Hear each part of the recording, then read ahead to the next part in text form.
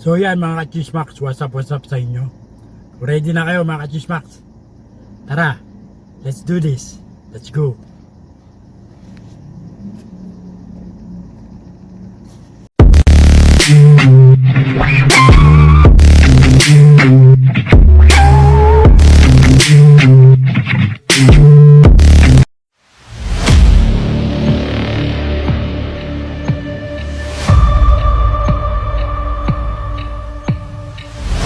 Friendship over na ayan ang paglalarawan ngayon sa relasyon ni McCoy De Leon at Joshua Garcia. Nagulat si OJ Diaz nang malaman niya na nagmumulmulan si Elise Hoson at Joshua Garcia sa naganap na event ng Christmas Ball ng ABS-CBN.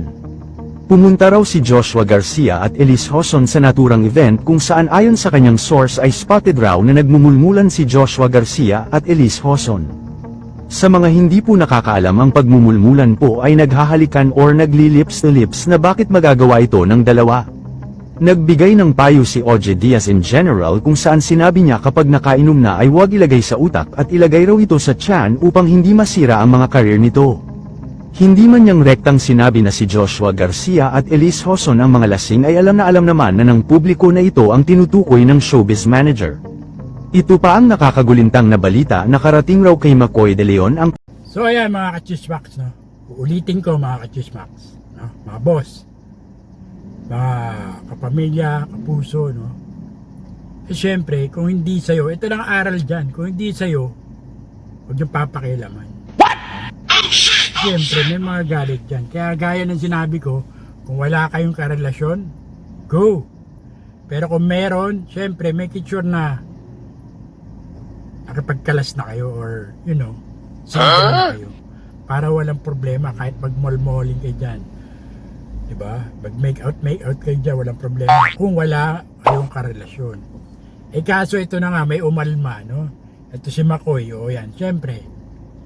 Kung syempre, karelasyon niya si Elise, eh magre-react yan. No, mga ka-Chismax, no?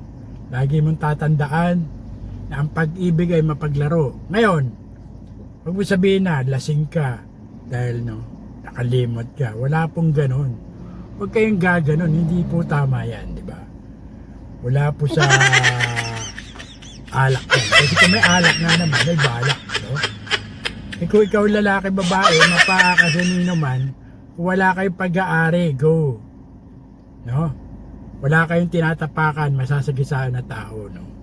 Kasi, nakita lang kayo magyayakapan dyan, maghalikan, syempre, may magre-react dyan kung may kapartner kayo. Di po ba mga Chismax? So, ganun lang po kasi Kip Leon. Etong araw po si McCoy, galit na galit, syempre. Na para bang, syempre, parang pinagbaano na. Gusto niya sigurong, makausap si Joshua, no? Syempre, sa kanya yun eh. May karelasyon siya dun, no? At I think may anak sila, syempre, no? Hindi natin may iwasan yung galit na yan sa mga ganyan, no?